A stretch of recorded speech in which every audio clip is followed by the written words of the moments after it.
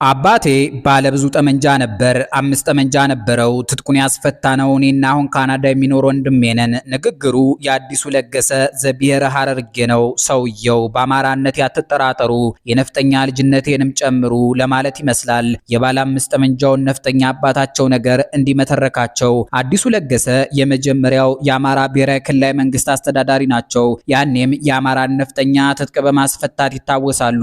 ዛሬም ድረስ ጥጃዬን ሽጬ የገዛዋትን ክላሽ ኢህአዴግ ነጥቆ መቀሌ ጫነብኝ የሚል የአማራ ገበሬ ካጋጠማችሁ በ1989 የቢሮክራት ቅጣት ነፍጡን የተቀማ መሆኑን ወቁለት። የአዲሱ ለገሰ አስተዳደር በዚያኛው የአማራ ገበሬ ላይ በተለይ ቢሮክራት ተብሎ በተፈረጀው የጠመንጃ ብቻ ሳይሆን የመሬት ቅሚያም ፈጽመዋል።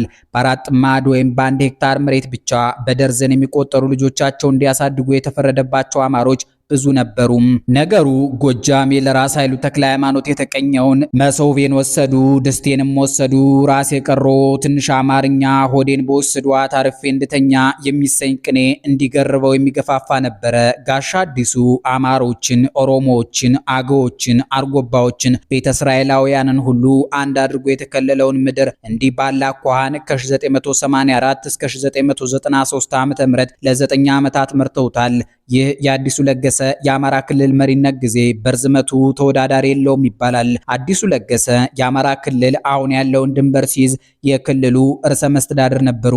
እናም የክልሉ ድንበር ያሁኑ ሲሆን የሳቸው እጅ አለበት። በቅርቡ የሁለቱ ሰሜነኞች አማራና ትግራይ ደም መፋሰስ ሰበብ የሆነውን ወልቃይት ጠገዴ፣ ሰቲት ሁመራን ብሎም ጠለምትን በተመለከተ ግን ዘግይተውም ቢሆን ጥያቄ አንስተው እንደነበረ ገብሩ አስራት ሉዓላዊነትና ዲሞክራሲ በኢትዮጵያ በተሰኘው መጽሐፋቸው በምዕራብ በኩል በጠገዴ ወረዳ ግጨው በሚባለው አካባቢ የድንበር አከላለል የተከናወነው ከሁለቱ ክልሎች በተውጣጡ ተወካዮች ነበር። የማካለሉ ተግባር ሲፈጸም አዲሱ ለገሰ ርዕሰ መስተዳድር ከነበረበት ከአማራው ክልል ምንም አይነት ቅሬታ እንዳልተሰማና ይህን አይነቱን ቅሬታ ከ10 ዓመት በኋላ ማንሳቱ ተገቢ እንዳልሆነ ነግሬው አሁንም የይገባኛል ጥያቄ ካለ አግባብ ባለው መንገድ በህገ መንግስቱ የተቀመጠውን የመፍትሄ አሰጣጥ ስነ ስርዓት ተከትሎ መጠየቅ እንደሚችል ገለጽኩለት ሲሉ አስታውሰዋል።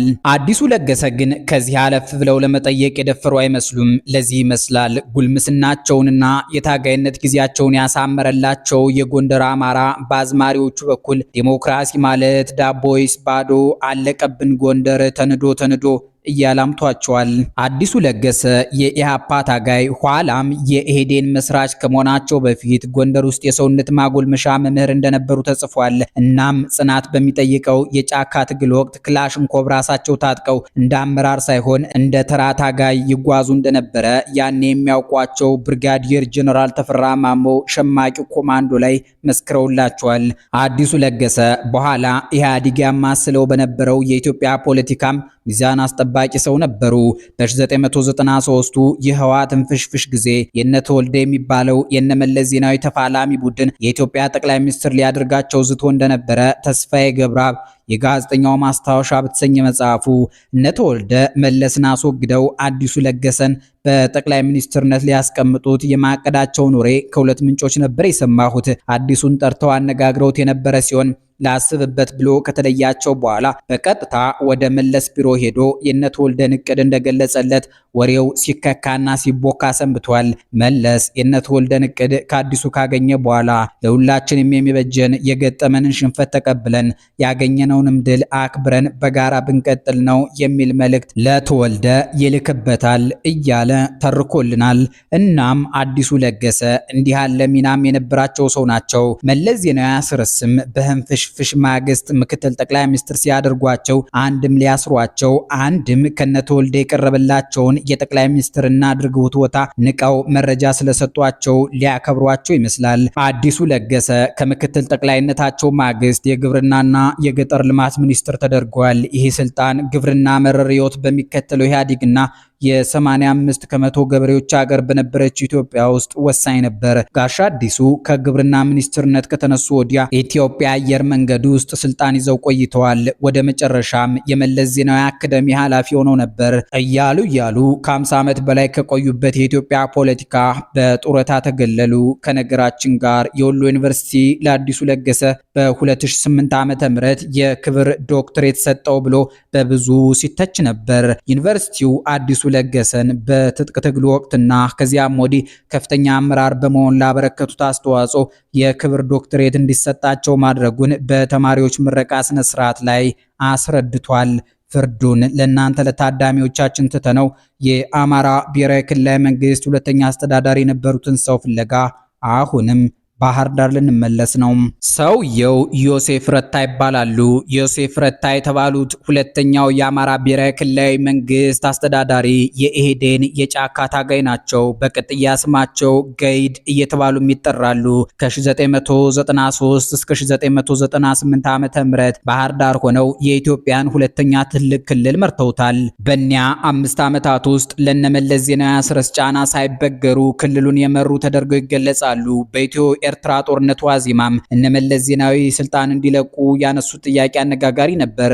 የዚያኔውን የጋሽ ዮሴፍ ረታ ደፋር ጥያቄና የነመለስ ዜናዊን ምላሽ ገብሩ አስራት ሉዓላዊነትና ዲሞክራሲ በኢትዮጵያ በተሰኘው መጽሐፋቸው እንዲያጫውቱናል። ከብአዴን ማዕከላዊ ኮሚቴ አባላት አንዱ ዮሴፍ ረታ በውይይቱ ሂደት ጠቅላይ ሚኒስትርና የአገሪቱ የጦር ኃይሎች አዛዥ መለስ ዜናዊ፣ የውጭ ጉዳይ ሚኒስትር ስዩም መስፍንና የኢኮኖሚ ጉዳዮች ኃላፊ ዶክተር ካሱ ኢላላ የሻዕቢያን ወረራ ለመቀልበስ የሚደረገውን ጦርነት እየተቃወሙ እንዴት ባሉበት የስልጣን ደረጃ ሊቆዩ ይችላሉ? ለምናደርገው የሻዕቢያን ወረራ የመቀልበስ ጦርነትስ እንቅፋት አይሆኑም ወይ? በማያምኑበት ጦርነት እንዴት ንቁ ተሳታፊ ሊሆኑ ይችላሉ?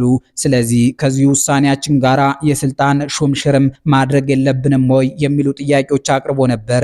ጥያቄዎቹ ተገቢ ቢሆኑም ያልተዘጋጀንባቸው ስለነበሩ አብዛኛው ተሰብሳቢ በዝምታ ሲዋጥ፣ አባይ ፀሐዬ እጁን አውጥቶ ስሜት በተሞላበት አንደበት እንዲህ አይነቱን ጥያቄ ማንሳቱ ተገቢ እንዳልሆነ ገልጾ ጠያቂውን አውግዞ በህወሓትና በኢህአዴግ አመራር ታሪክ የአቋም ክርክር ተነስቶ አንዱ ወገን ሲያሸንፍ የተሸነፈው ወገን ከአሸናፊው በማያንስ ሁኔታ ውሳኔዎችን ተግባራዊ እንደሚያደርግ በሰፊው ገለጸ።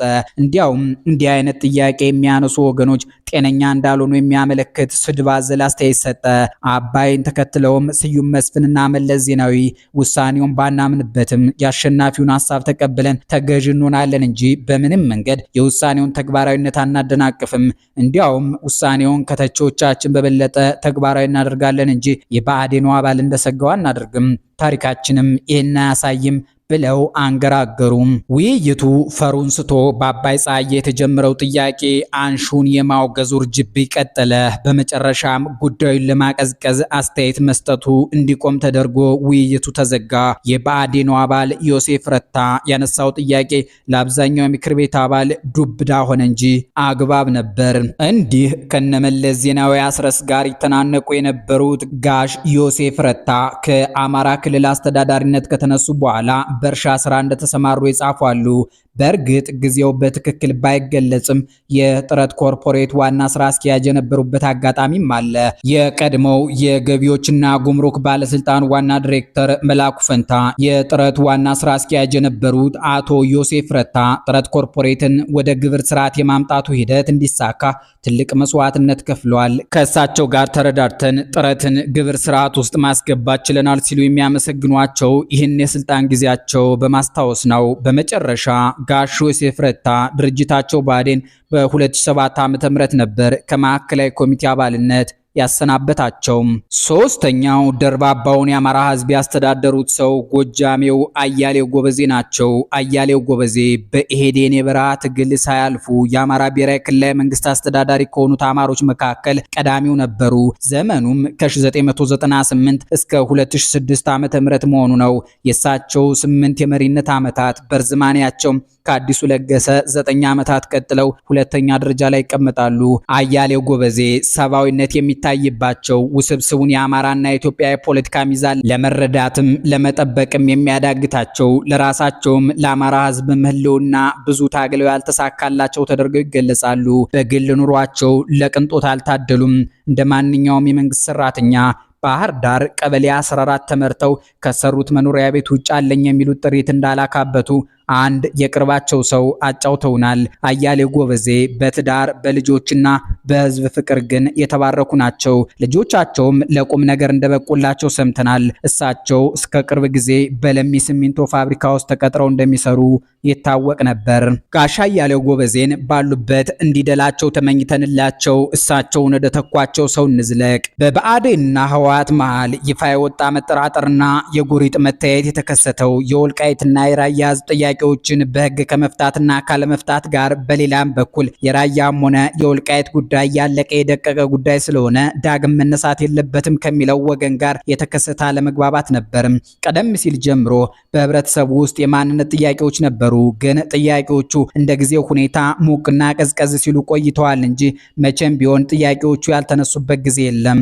ነገር ግን ጥያቄዎች ትክክል አይደሉም ብሎ የሚያምን አመራር ነበር። ነገሩ እየተካረረ ሲሄድ ጥያቄዎቹ ይበልጥ እየገፉ መጡ።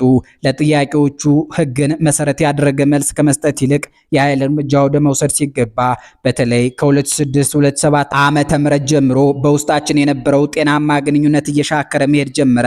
አሁንም ተስፋ አልቆረጥንም ነበርና ጥያቄውን በኃይል ማፈን አይቻልም፣ ህግን መሰረት ያደረገ መፍትሄ እንዲሰጠው ምቹ ሁኔታ ይፈጠር የሚል ጥያቄ አነሳን። የጥያቄያችን ግንኙነታችንን ይበልጥ እያሻከረው ሄደ። በዚህ ምክንያት ጥያቄው በክልልም በአገር አቀፍ ደረጃም እያደገ መጣ ማለት ነው። ይህ ቃል የዛሬው ስደተኛ ፖለቲከኛ ገዱ አንዳርጋቸው ነው። የካቲት 2011 ዓ.ም ለወጣው ዘመን መጽሔት ወልቃይትና ራያን በተመለከተ እንዲህ ብለውት ነበር። ከዚያ በፊት ግን ከትግራይ አመራሮች ጎን ተቀምጠው የወሰንና ማንነት ጉዳይ ያለቀ የደቀቀ መሆኑን ራሳቸውም ሲገልጹ እናገኛቸዋለን። ሰውየው በዚህ ደረጃ አወዛጋቢ ናቸው። እንዲህ የነበሩት ገዱ አንዳርጋቸው አራተኛው የአማራ ብሔራዊ ክልላዊ መንግስት አስተዳዳሪ ሆነው በባህር ዳሩ የስልጣን መንበር ላይ ስማቸው ተደርድሯል። ገዱ አንዳርጋቸው ዘብሔረ ደላንታ የአማራ ብሔራዊ ክልላዊ መንግስት ዋና አስተዳዳሪ የነበሩባቸው 5 ዓመታት ከ2006 እስከ 2011 ዓ.ም የነበሩት ናቸው። የገዱ አንዳርጋቸው የክልል አስተዳዳሪነት ዓመታት የአመጽ የለውጥና የነውጥ ሆነው ይታወሳሉ። ገዱ አንዳርጋቸው በአማጺ የአማራይቱ ልጆች ላይ የኃይል እርምጃዎች በማዘዝ ብዙ አማሮች አስገድለዋል ተብለው የሚታሙትን ያህል ወልቃይት ብረሳሽ ቀኝ ትርሳኝ ብሎ በአጋዚ ጦር ላይ የሸፈተውን ኮሎኔል ደመቀ ዘውዱን በዚያች ቀውጢ ጊዜ ረድተዋል ተብለውም ይወደሳሉ። የ2010 መጋቢት 4 ክስተት ወሳኙ ሰው ተደርገውም ይጠቀሳሉ። ለውጥ ከተባለው የ2010 ዓ.ም ክስተት በኋላ አብይ ደመቀ፣ ገዱና ለማ ታሪክ ሰርተዋል አገር ያስማማ በሚለው የይልማ ገብረአብ ግጥም ውስጥ ስማቸው ተካቷል። ዘፈኑ የፋሲል ደሞዝ ነው። ሲጀምር አሸሽ አሸሽ አብይ መጣልን ከመሸ ይላል። አሁን ገዱም ተቀንሰዋል፣ ፋሲልም ፋኖ ፋኖ ብሎ ዘፍኗል። ይህ ሁሉ ፀሐይ የሞቀው አማራም ያወቀው ጉዳይ ነው። ምስጢሩ ያለው ገዱ አንዳርጋቸው የራያና ወልቃይትን ነገር ከምን አደረሱት? ከመነሻውስ ምን አይነት አቋም ነበራቸው? አሁንስ በእኒያ አወዛጋቢ መሬቶች ዙሪያ ምን ይላሉ የሚለው ነው። በዚህ ነገር ዙሪያ ራሳቸው ገዱ ዝርዝር ነገር ትንፍሽ ሲሉ አይታዩም። ከመደመር ባቡር ሲቀነሱ አማራ ቢሉም ሰሚ እንዲያጡ ካደረጓቸው ምክንያቶች አንዱ የአማራን መሬት ሸጠዋል የሚለው ወቀሳ ነበር። በእርግጥም ያኔ ገዱ አሁን እንደሚፋንኑት ቢሆኑ ኖሮ አረሱት ይሉናል። የአርማጭሆን መሬት የሆመራን መሬት ያውም የኛን ዕጣ እነርሱ ምን ያርጉ ከኛ ሰው ሲታጣ የሚለው ቁጭት አይወለድም ነበር። እና አባይ ወልዱ ለነገዱ አንዳርጋቸው በወልቃይት ጉዳይ ሲነጋገሩ ታግለን ነው ሙተን ነው የትግራይ አካል ያደረግነው ታገሉና አስመልሱ። የትግራይ ህዝብ እኮ ወልቃይት ጠገዴን የራሱ ለማድረግ ስንት ወጣት ከፍለንበታል። ከሌላ የኢትዮጵያ ቦታ ከሞተብን ወልቃይት የሞተብን ይበዛል። ስለዚህ ይህ የደም ዋጋችን ነው ሲሏቸው እንደነበረ ኮሎኔል ደመቀ ዘውዱ ለጣቢያችን ነግሯታል። ገዱ ያኔ ዝም ጭጭ ላይ ነበሩ። ይህና አመላቸው ያስተዋሉ የሚመስሉት ፊልድ ማርሻል ብርሃኑ ጁላ ገዱ ምንድነው ያደረገው? ስልጣኑን አጣ። ስልጣኑን ሲያጣ ምክር ቤት ሆኖ ተቃዋሚ ሆነ። ወንድ ከሆነ ፋኖ ጋር ነበር መሄድ ያለበት ብለው ወርፈዋቸዋል። ገዱ መጀመሪያ የቤተ ክርስቲያን ትምህርት ተምረዋል። ከዚያም ወደ መደበኛው ትምህርት ተዛወሩ። የመጀመሪያ ደረጃ ትምህርታቸውን ዳውንት አንደኛና መለስተኛ ደረጃ ትምህርት ቤት፣ የሁለተኛ ደረጃ ስኳላቸውን ወገል ጤና ሁለተኛ ደረጃ ትምህርት ቤት ተማሩ። 11ኛ ክፍል እያሉ ማለትም በ1982 ዓ.ም አካባቢውን ኢህአዴግ ሲቆጣጠረው ትምህርታቸውን አቋርጠው ወደ ትጥቅ ትግል ገቡ። ያቋረጡትን የ12ኛ ክፍል ትምህርታቸውን የቀጠሉት የተቀበሉት መደበኛ በሆነ መንገድ እንደሆነ ይናገራሉ። ወደ ስራው ዓለም ከገቡ በኋላ ሲቪል ሰርቪስ ኮሌጅ በልማት አስተዳደር የመጀመሪያ ዲግሪ ከዚያም ስራ ተመድበው ከቆዩ በኋላ በ1997 ዓ.ም በተቋማዊ አስተዳደር አሜሪካን ሀገር ከሚገኝ ፓሲፊክ ዩኒቨርሲቲ ሁለተኛ ዲግሪ ማግኘት ችሏል። በቅርቡ በግልጽ ባልተናገሩት የማህበራዊ ሳይንስ ትምህርት ፒኤችዲ ጫንኩ ብለዋል። ገዱ በወረዳ በዞን ደረጃ በፖለቲካና በአስተዳዳሪነት የሰሩ ሰው ናቸው። ለዓመታት በተለያዩ ኃላፊነቶች ሲሰሩ ቆይተው በ1997 ዓ.ም መጨረሻ አካባቢ የአማራ ክልል ማስታወቂያ ቢሮ ኃላፊ ከዚያም በክልሉ የፓርቲው ጽህፈት ቤት እስከ 2001 ዓ.ም ካገለገሉ በኋላ ከ2001 እስከ 2006 ዓ.ም በምክትል ርዕሰ መስተዳደርነት የአማራ ክልልን መሩ። ከ2006 ታህሳስ እስከ የካቲት 2011 ዓ.ም የአማራ ክልል ርዕሰ መስተዳደር ነበሩ። በመጋቢት ወር 2011 ከዘመን መጽሔት ጋር በነበራቸው ቆይታ ለብዙ ዓመታት ፋታ አልነበረኝም። አሁን ቢያንስ ከቤተሰቦቼ ጋር የምመካከርበት የምነጋገርበት ቤተሰብ የምጠይቅበት ጊዜ ነው። የማነባቸውን መጽሐፍት የማደራጀት ስራም እየሰራሁ ነው እና የረፍቱ አጀማመር በጣም ቆንጆ ነው። ባለትዳር ነኝ። 2 ሴት ልጆችም አሉኝ። የወንድም የእህት የዘመዶች ልጆችም ከኔ ጋር አሉ። ስራ ላይ የቆየሁበት ጊዜ በጣም የተጨናነቀ ነበር። ከቅርብ ጊዜ ወዲህ በአገሪቱ በተከሰተው የለውጥ እንቅስቃሴ ብቻ ሳይሆን ከዚያ በፊትም እረፍትም ፋታም አልነበረኝም። አብዛኛውን ጊዜ በስራ ነበር ያሳለፍኩት። በዚህ ምክንያት ከቤተሰብ ጋር የነበረ ግንኙነት ቁጭ ብሎ ለመነጋገር የሚያስችል አልነበረም። አልፎ አልፎ ካልሆነ በስተቀር ሰርግም ለቅሶም ብዙ አልሄድም። ይሄ በእኛ ባህል ትልቅ ቦታ የሚሰጠው ጉዳይ ነው። አብዛኛውን ጊዜ ይህን የምትሸፍነው ባለቤቴ ነች እንጂ እኔ በለቅሶም በሰርጉም በማህበራዊም ኑሮ በኩል ደከም ያልሆነኝ ማለት እችላለሁ። ለክፉ ጥረት ዳርገውኝ የነበሩ ዓመታት አልፈዋል ብዬ ነው የማስበው። 2007፣ 2008፣ 2009 እና 2010 ዓ.ም ችግሮች ነበሩ። በዚህ ወቅት የኔ ከኃላፊነት መልቀቅ ተገቢነት አለው ብዬ አምናለሁ። ምክንያቱም ከ1998 1999 ዓ.ም ጀምሮ በክልሉ ውስጥ ከመጀመሪያው ረድፍ ቁልፍ በሆነ ኃላፊነት ላይ ነበር፣ ወይም ደግሞ ቁልፍ ከሆነው የክልሉ ኃላፊነት ቦታ ላይ ነው የቆየሁት። በክልሉ በተካሄዱ የልማት የመልካም አስተዳደር የዲሞክራታይዜሽን በአጠቃላይ በጥሩም በመጥፎም ለ12-13 ዓመታት በከፍተኛ የኃላፊነት ደረጃ ላይ ነው የቆየሁት። ረጅም ጊዜ አገልግያለሁ። ረጅም ጊዜ በወንበር ላይ መቆየት ደግሞ በአንድ በኩል በህዝብ ዘንድ እንድሰለች ያደርገኛል። ለራሴም ቢሆን ተመሳሳይ ህይወት አሰልች ነው። መሰለቻቸት ሲፈጠር በስራ ላይ ተጽዕኖ ማሳደሩ አይቀርም። ያኔ የወደደኝ ያከበረኝ ሁሉ ሊጠላኝ ይችላል። ያ ከመሆኑ በፊት ቦታውን ለሚመጥን ሰው ማስረከብ ነበረብኝ። ጊዜውን እየቆጠርኩ ይችኛይቱን ልለፋት ይህኛውን እያልኩ የምቀጥል ከሆነ የወንበር በሽታ ይመጣል። ይህ የአፍሪካ መሪዎችን የሚጠናወት ደዌ መሆኑ ታውቋል። እናም የወንበር በሽታ ይዞኝ እዚያው ወንበር ላይ መሟማት እንዳይመጣ በማሰብ ነው ኃላፊነትን ያስረከብኩ። የለቀኩበት ወቅትም በጣም ተገቢ ወቅት ነው። የአማራን ህዝብ መብራቴ ለእኔ እንደ ትልቅ እድል ነው የሚቆጥረው። ይህን ያህል ጊዜ በኃላፊነት ስመራ ከህብረተሰቡ ጋር በጥሩ ግንኙነት በመቆየቴ እድለኛ ነኝ ብዬ መውሰድ እችላለሁ። በመንግስቱም በድርጅቱም መዋቅር በህብረተሰቡ ዘንድ በበጎ የምታይ ሰው ሆኜና የተለያየ ድጋፍ እየተደረገልኝ አንዳንድ ጊዜም ደፈር ያሉ ውሳኔዎችን እንደወስን ማበረታቻ ከህብረተሰቡና ከአመራሩ ስለነበረኝ ትልቅ ክብር አድርጌ ነው የምወስደው።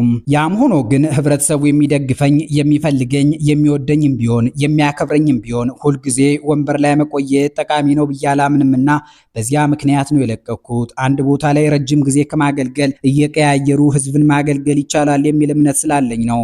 በስራ ዓለም በቆየሁባቸው ዘመናትም ሆነ ክልሉን በኃላፊነት በመራሁባቸው 5 ዓመታት እንደ 2008 ዓመተ ምህረት አይነት ፈተና በፍጹም ገጥሞኝ አያውቅም።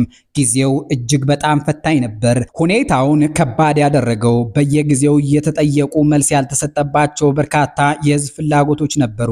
ለህብረተሰቡ ጥያቄዎች አለመመለስ ዋናው ምክንያት ጥያቄዎቹን አሳንሶ የመመልከት ችግር ስለነበረ ነው። የህዝቡ የለውጥ ፍላጎት በወቅቱ አለመመለሱ ደግሞ ቅራኔዎች እየተባባሱ እንዲመጡ ሰፊ እድል ፈጠረ። እናም ታምቆ ታፍኖ የኖረው የህዝብ ስሜት ድንገት እንደ እሳተ ገሞራ ፈነዳ። ያንን ተከትሎም ክቡር የሆነው የወገኖቻችን ህይወት ጠፋ፣ በርካታ ንብረት ወደመ። ያ ጊዜ እጅግ በጣም ያሳዝነኛል፣ ይጸጽተኛል። የህዝቡን ፍላጎት በወጉ መረዳትና ጥያቄዎቹን በወቅቱ መመለስ ቢቻል ኖሮ ያ ሁሉ አሳዛኝ ክስተት እንዲፈጠር ምንም እድል ሊኖረው አይችልም ነበር። በወቅቱ በተፈጠረው ግርግር ልጆቻቸውን ያጡ ወላጆች እጅግ በጣም ያሳዝኑኛል። ጥረው ጥረው ግረው ያፈሩት ንብረት ወድሞ ሰላማዊ ዜጎች ባዶ እጃቸውን ቀርተው ሲያዝኑና ሲቸገሩ ማየት ጤናማ አእምሮ ላለው ሁሉ የሚዘገንን ነበር። 2008 ዓ.ም ያንን የመሰለ አሳዛኝ ወቅት አልፈን በ2010 መጋቢት መጨረሻ አካባቢ የነበሩት ዕለታት በጣም ውጤታማ ከልቤ የተደሰትኩባቸው ጊዜያት ነበሩ። እውነት ለመናገር እንደ ሕፃን የፈነደኩባቸው ሳምንታትና ዕለታት ስለነበሩ መቼም ለረሳቸው አልችልም። የደስታዬ ምክንያቱ ወደ አስፈሪ አዘቅት እየተገፋች የነበረችው ሀገራችን ወደ ነበረ ክብሯ ልትመለስ የምትችልበት ተስፋ የታየበት እድል ስለፈጠርን ነው። ለ17 ዕለታት ከፍተኛ ፍጭት ካደረግን በኋላ ሊታሰብ ከማይችል ውሳኔ ላይ መድረሳችን፣ እሱን ተከትሎ የመጣው ዘርፈ ብዙ ለውጥ፣ ለምሳሌ በሌሉበት ሞት ተፈርዶባቸው የነበሩ ፖለቲከኞች ወደ ሀገራቸው ገብተው በሀገራቸው ጉዳይ በሰላም እንዲወያዩ መደረጉ፣ እንዲዘጉ በይፋ ተወስኖባቸው የነበሩ መገናኛ ብዙሃን ከስደት ተመልሰው በነፃነት እንዲሰሩ እድል ማግኘታቸው፣ በሰባራ ሰንጣራው እየታፈሱ እስር ቤት ታጉረው የነበሩ ዜጎች ሁሉ እንዲፈቱ መደረጉ፣ በዚህም በየእስር ቤቱ ሲፈጸም የነበረውን ዘግናኝ ገመና የሀገራችን ሕዝብ እንዲያውቀው መደረጉ ስርዓቱ ምን ያህል አደገኛ ቁልቁለት ውስጥ ወርዶ እንደነበር አመላካች ነው። ያንን አስከፊ አዘቅት መሻገር በእውነቱ እጅግ ፈታኝ ነበር። እግዚአብሔር ይመስገን አልፈነዋል። እና በፖለቲካ ህይወቴ እጅግ የተደሰትኩበት ጊዜ ቢኖር መጋቢት 2010 ዓ.ም ነው ብዬ አምናለሁ። ህልም የሚመስል ጊዜ ነው ያሳለፍነው። የምንወዳችሁ ተመልካቾቻችን ገዱ ህልም ያሉት የአብይ ጠቅላይነት ዘመን ከ3 ዓመት በኋላ ቅዠት ሆኖባቸው በመጦሪያ ጊዜያቸው ከሀገር ወጥተው እየተንከራተቱ ነው። እናንተ ስለ ገዱ ምን ትላላችሁ? አስተያየት መስጫው ላይ ጻፉልን። እኛ በዚሁ ገዱን ተክተው ባህር ዳር ላይ የነገሱትን 5ኛውን የአማራ ብሔራዊ ክልላዊ መንግስት አስተዳዳሪ እንዘክርላችሁ። አምባቸው መኮንን የአምባቸው መኮንን የስልጣን ጊዜ ለ4 ወራት ብቻ ይረዝሙ ነበር። መጋቢት 2011 ዓ.ም ባህር ዳር ላይ ነግሰው ሰኔ ላይ አፈር ለብሰዋል። አማራ በታሪኩ የአምባቸው መኮንንን ያህል ጀግና፣ ሩህሩህ፣ ሰብአዊነት የተላበሰ መሪ አይቶ ያውቅም ይባላል። መዓዛ አምባቸው መኮንን የሟቹ ሰው ሁለተኛ ልጅ ናት። ከሚስታቸው ሹሜ ደመላሽ ወለዷት። በ2011 ገደማ አዲስ አበባ ካዛንቺስ አካባቢ ትሰራ የነበረች ከአባቷ ጋር በኮሪያ አብራ የተማረች ሴት ናት። አባቷን ወንድም አለም ትላቸዋለች። ሟቹ አባቷም እማዬ ይሏታል። እሳቸው ወንድ ጓደኞቻቸውን ኮሪያውያንን ሁሉ ወንድም አለም ይሉ ነበር አሉ። በኮሪያ አፍ ኢጆሼ ማለት ነው። አምባቸው በኮሪያ ቆይታቸው ይህን ቃል ደጋግመው ተጠቅመውታል ይባላል። አምባቸው መኮንን በ29 ዓመታቸው 2 ልጆችና 2 ዲግሪ ነበራቸው። መዓዛ የተባለችው ልጃቸው ዛሬ ወደ 30 ዓመት ተሻግራለች። በቅርቡ ተዳረች። አምባቸው መኮንን የካቲት 29 ቀን 2011 ዓ.ም ትልቁን የአማራ ሕዝብ እንዲመሩ አስተዳዳሪ ሆነው የተሾሙበት ቀን ነበር ስትል ታስታውሳለች። መዓዛ በፍትህ መጽሔት እንደጻፈችው ከሆነ አምባቸው ገና በ2009 ዓ.ም የክልሉ ርዕሰ መስተዳድር ይሆናሉ ተብሎ በወሬ ቀርቷል። በ2010 ደግሞ የአዲስ አበባ ከተማ ከንቲባ አምባቸው መኮንን ልንል የምንችልበት አጋጣሚ ሊፈጠር ነበር ትላለች። ብቻ ያ ሁሉ ወሬ ነበር ባይናት። የ2011 የካቲት 29ዋ ወሬ ግን ሐቅ ነበረች። አባቱ አምባቸው መኮንን ቃለ መሐላ ሲፈጽሙ ባየች ጊዜ የተሰማትን የሚነዝር ስሜት ሰውየው ሹመት ሽሞት ሆኖባቸው በጥይት ተበሳስተው ሲገደሉም እንዳልተሰማት ጽፋለች። ልጃቸው መዓዛ እንደምትለን ከሆነ አምባቸው መኮንን ቡና በጣም ይወዱ ነበር። ሊመጡብኝ የሚችሉት በቡናዬ ነው፣ እሱንም ከቤት ውጭ አለመጠጣት ነው በማለት እስከመናገር ደርሰዋል። የሆነባቸው ግን ከዚያ የከፋው ነው። አምባቸው መኮንን የአንዲት የ2011 ዓ.ም የሰኔ ቀን ሟች ከመሆናቸው በፊት በብዙ የአማራ ቀዮች እየዞሩ ከጠይም ፊታቸው መሃል ብልጭ በሚሉ ሸገጋ ጥርሶቻቸው እያባበሉ አማሮችን፣ አገዎችን፣ ኦሮሞዎችንና ቅማንቶችን ያነጋግሩ ነበር። በአንዲት አጋጣሚ ወደ ዋግ ምድር ተጉዘው ከሰቆጣ ከተማ ነዋሪዎች ጋር ሲነጋገሩ እኛ የድሃ መሪዎች ነን አሉ። አከሉ የቀልባጦች መሪዎች አይደለንም፣ አልታደልንማ። ብዙ ጉድለት ያለባት ሀገር መሪዎች ነን፣ ብዙ ጉድለት። ስለዚህ ችግር ለመጋፈጥ ነው ወደ መሪነት የምንመጣው። ቀጥለናል። ወደ 6ኛው የአማራ ብሔራዊ ክልላዊ መንግስት አስተዳዳሪ ተመስገን ጥሩነህ ህይወት ወስደናችኋል። ተመስገን ጥሩነህ ድንቁ በአምባቸው መኮንን፣ ጀነራል አሳምነው ጽጌና ሌሎችም የአማራ ውዶች ሞት ምክንያት ወና የቀረውን የባህር ዳር ወንበር ተረክበው ክልሉን ጠግነው ለሰሜኑ አይቀሬ ጦርነት በመጠኑ አዘጋጅተውት ልክ ጥቅምት 24 ቀን 2013 ዓ.ም የሆነው ሲሆን ወደ ስለላው መስሪያ ቤት የተመለሱ የአብይ አህመድ አሊ የቁርጥ ቀን ጓድ ናቸው። የተመስገን ጥሩነህ ድንቁ ትውልድና እድገታቸው በምስራቅ ጎጃም ዞን እነማይ ወረዳ ወይራ ተብላ በምትጠራ ትንሽዬ መንደር ውስጥ ነው። እድሜያቸው እንደ አብዛኛው የገጠር ልጆች ሰነድ ላይ ስላልሰፈረ በትክክል አይታወቅም። የገበሬ ልጅ መሆናቸው የታወቀ ነው። በትምህርት ባይገፉበትም ሰነፍ ተማሪ እንዳልነበሩ ግን ጎረቤቶቻቸው ይመሰክራሉ። እንዲያም ሆኖ ግን እስከ 6ኛ ክፍል ድረስ የተማረ በቀላሉ የመንግስት ሰራተኛ በሚሆንበት በዚያ ዘመን ዘበኛ ነበሩ። የጥበቃ ስራቸውን የጀመሩት ከኢትዮ ኤርትራ ጦርነት በፊት ሲሆን ቦታው የሸበል በረንታ ወረዳ ዋና ከተማ የዶሃ ይባላል። የዛሬው የኢትዮጵያ ምክትል ጠቅላይ ሚኒስትር፣ የብልጽግና ፓርቲ ምክትል ፕሬዝዳንት፣ የአማራ ብልጽግና ፕሬዝዳንት፣ የቀድሞ ወታደርና መቶ አለቃ ተመስገን ጥሩነህ በልጅነታቸው ካገቧት የገጠር ሚስታቸው ጋር አዲስ አበባ ላይ ተንፈላሰው መኖር የጀመሩ የአገሪቱ ሁለተኛ ትልቅ ባለስልጣን ናቸው። የኢትዮጵያና የኤርትራ ጦርነት ከመቀስቀሱ ቀደም ብሎ አቶ ተመስገን ጥሩነህ አሁንም ድረስ እጅግ ደካማ በሆነችው የዶሃ የምትባል የሸበል በረንታ ትንሽዬ ከተማ ውስጥ የአንድ የመንግስት ተቋም ዘበኛ ነበሩ። ይህን የነገሩን አቶ ተመስገንን ከራስ ፀጉራቸው እስከ እግር ጥፍራቸው እናውቃቸዋለን የሚሉ የአካባቢ ተወላጆች ናቸው። ከቀድሞ የአማራ ክልል ባለስልጣናት አንዱና ቀጥተኛ አለቃቸው የነበሩ ምንጭም ተመሳሳዩን አረጋግጠዋል። የጎጃም ገጠር ከተማ ውስጥ የነበረው ዘበኝነታቸው አብቅቶ ወደ ቋሚ የመንግስት ሰራተኝነት ወዲያውም ወደ አመራርነት ተቀየሩ። ነገር ግን የአቶ ተመስገንን ሕይወት ጨርሶ የሚለውጠው አጋጣሚ የተፈጠረው ከዚህ በኋላ ነው። ሳይታሰብ የኢትዮጵያና የኤርትራ ጦርነት ፈነዳ። ግንቦት 1990 ዓ.ም ሰሜን ኢትዮጵያ ቀውጥ ሆነች። በዚያች ጊዜ መለስ ዜናዊ የሚመሩት የኢትዮጵያ መንግስት ሁሉም የወረዳ አመራሮች ወደ ግንባር እንዲዘምቱ የሚል ቀጭን ትዕዛዝ አስተላልፎ ነበር። ይህን ትዕዛዝ ተከትሎም አቶ ተመስገን ወደ ሰሜን ኢትዮጵያ ዘምተው ከኤርትራ ጋር ተዋግቷል። የተዋጊነታቸው በፓርላማ በተካሄደው የምክትል ጠቅላይ ሚኒስትርነት ስርዓተ ሲመታቸው ላይም ተነስቶ ውዳሴ አጉርፎላቸዋል። ያ የወታደርነት ልምዳቸው በአማራ ክልል ከሰሩባቸው የመንግስት ተቋማት አንዱ በሆነው የገጠር መንገድ ላይ ሳሉም ጋራና ሸንተረርን መውጣትና መውረድ እንዲቀላቸው አድርጓቸዋል ይላሉ የሚያውቋቸው ምንጮች። ስለ ሰውየው ከነገሩ ልዩ ችሎታዎች ዋናው በእግር ተጉዞ አይደክሙም የሚል ሆኗል። ሁለተኛው መለያቸው ደስተኝነት ነው። ተመስገን ጥሩነህ ድንቁ ሁልጊዜ ፋሲካ የሚባሉ አይነት ሰው ናቸው ይባላል።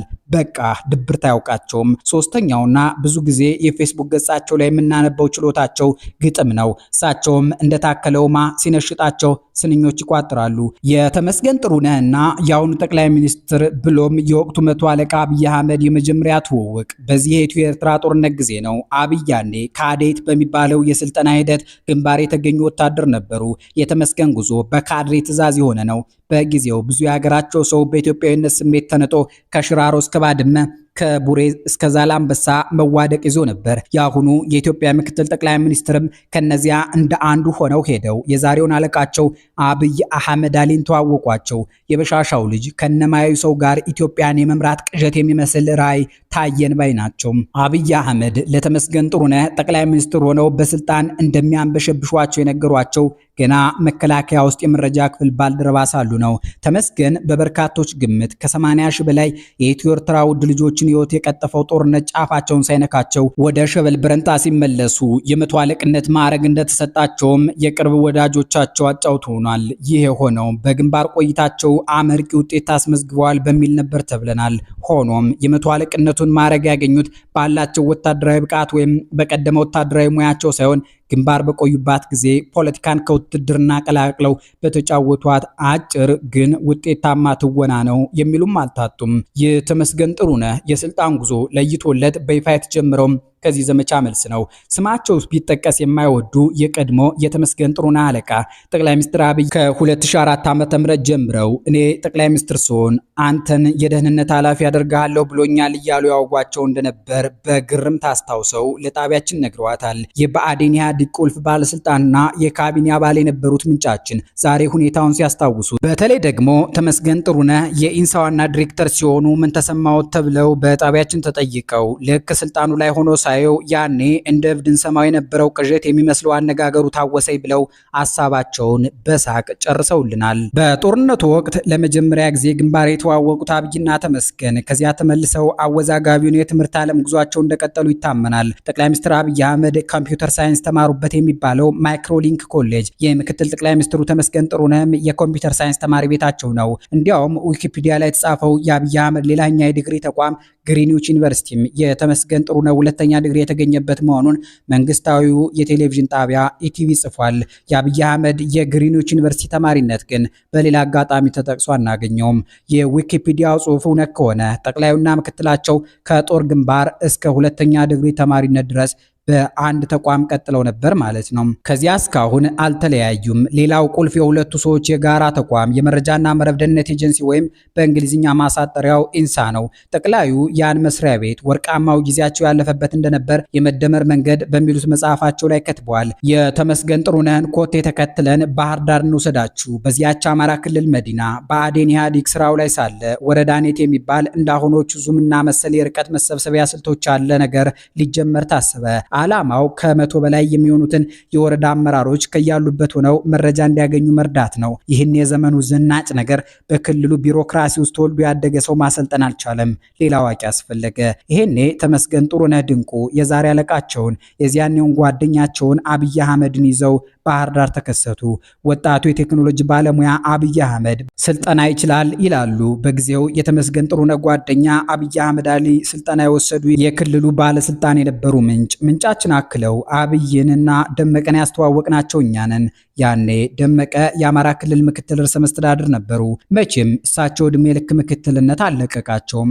አትሌቱ ስለሺ ስህን ሁለተኛ ደረጃ እየያዘ ሩጫውን ይጨርስ እንደነበረው ደመቀም ሁለተኛነት ለምዶባቸዋል ብለውናል። የዛሬው ምክትል ጠቅላይ ሚኒስትር የዚያን ጊዜውን የአማራ ክልል ርዕሰ መስተዳድር አማካሪ ከስልጠናው ወዲህ መልሶ ባህር ዳር የወሰዳቸው አጋጣሚ ከኢንሳ መባረራቸው ነው። ጓደኛቸው አብይ አህመድ ጭምር ከመረጃና መረብ ደህንነት ኤጀንሲ ተገለሉ። ያባረሯቸው ተክለ ሃይማኖት የሚባሉ የተቋሙ ዳይሬክተር ናቸው ይባላል። በዚህን ጊዜ ተመስገን ጥሩነህ ድንቁ በብአዴን ካድሬዎች ዘንድ ሪሳይክል ቢን ተብሎ ይጠራ በነበረው የአማካሪነት ቦታ ላይ ተጣሉ።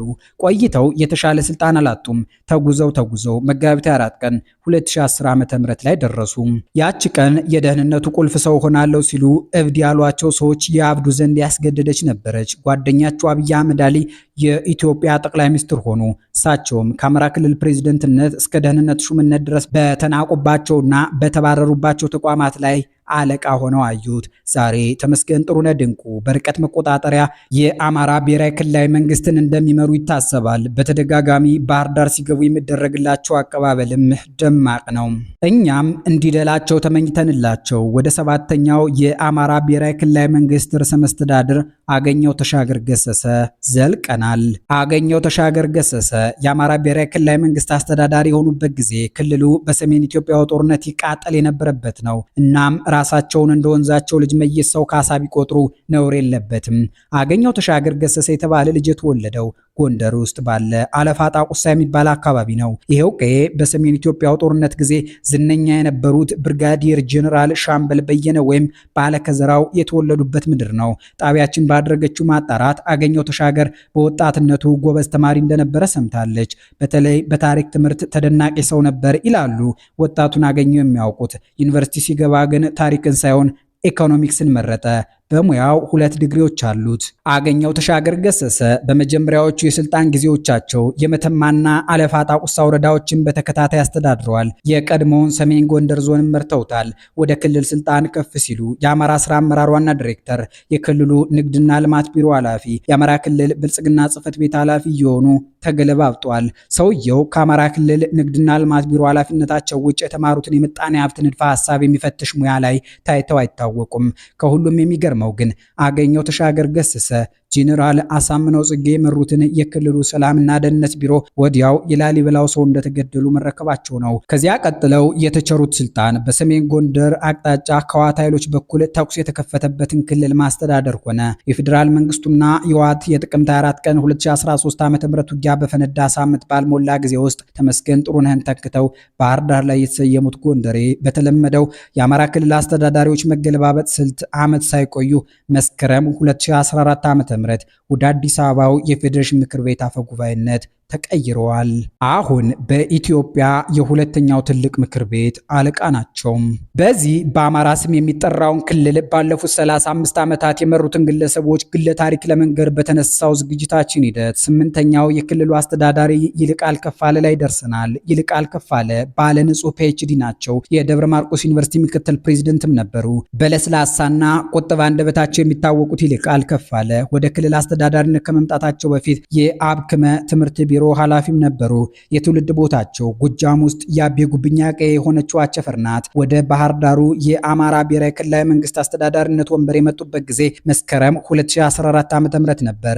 ጊዜው ድህረ 2013 ምርጫ መሆኑ ነው። ጊዜው የ2014ቱ በአማራ ላይ የተፈጸመ የህወሓት ወረራ ዋዜማም ነበር። ይልቃል ከፋለ የአማራ ብሔራዊ ክልላዊ መንግስትን መምራት በጀመሩ በሁለተኛ ወር የጎንደርና የወሎ አማሮች በትግራይ ታጣቂዎች ተወረው ተበድለዋል። ቢሆንም ግን ይልቃል ከፋለ ከባዱን የህወሓት ኃይሎች ወረራ በአማራ ፋኖ፣ በአማራ ልዩ ኃይልና በተባበረው የክልላቸው መንግስት ሰራተኛ መክተው ታሪክ የሰሩ አስተዳዳሪ ናቸው። የ2014 ዓ.ም አጋማሽ ወራትና የ2015 ዓ.ም ብዙዎቹ ወራት ለይልቃል ከፋለ ፈታኝ ነበሩ። ፋኖ በኢትዮጵያ መንግስት ላይ በይፋ ማክሮፉን የገለጸበት ጊዜ ያ ነው። ብአዴንና ህወሓትም ጦርነታቸውን አልጨረሱም ነበር። እናም ይልቃል ከፋለ በአንድ በኩል ጠና ያለ የህዝብ ድጋፍ የነበራቸውን የወንዛቸውን ልጆች እነዘመነ ካሴን ጎን ለጎን አብረዋቸው በዓላትን በማክበር እያባበሉ፣ በሌላ በኩል የአራት ኪሎ አለቆቻቸውን ለማስደሰት ራሳቸውን እነዘመነን እያሰሩ ደግሞ እነ እስክንድር ነጋን በፖሊስ ከተያዙ በኋላ እያስለቀቁ ሲዋልሉ ቆይተው በሐምሌ ወር መጨረሻ 2015 ዓ.ም በአማራ ወጣቶች ተባረው አዲስ አበባ ገብተዋል። የመጨረሻውና የአሁኑ የአማራ ብሔራዊ ክልላዊ መንግስት አስተዳዳሪ አረጋ ከበደ ይባላሉ።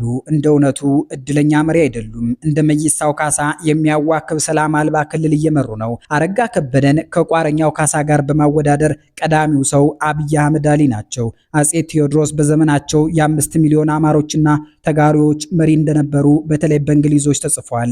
አብይ ግን አረጋን የ50 ሚሊዮን አማራ መሪ ነህ ብለው ያጽናኗቸዋል። ለዳግማዊ አጼ ቴዎድሮስ ፈጽሞ ያልተበገረው የአማራ ግዛት ጎጃም ነበር። ለአረጋ ከበደ ፍጹም የከበዳቸው የአሁኑ የአማራ ግዛትም ጎጃም ይመስላል። አረጋ ከበደ እና እርጅና ውጋ ውስጥ እንደተወለዱ እንሰማለን። የአማራ ምድር ነፍጥ ባነገበ ተቃውሞ በሚናጥበት ሐምሌ 2015 ዓ.ም አስተዳዳሪ ሆነው ከመሾማቸው በፊት የአማራ ብሔራዊ ክልላዊ መንግስት ወሳኝ ኩነት ምዝገባ ኤጀንሲ ዳይሬክተር ነበሩ። እነ ጄኔራል አሳምነው ጽጌ ከሞቱ በኋላ የክልሉን ሚሊሻ ቢሮ የመሩት አረጋ ከበደ ናቸው። አበቃን። ሰላም።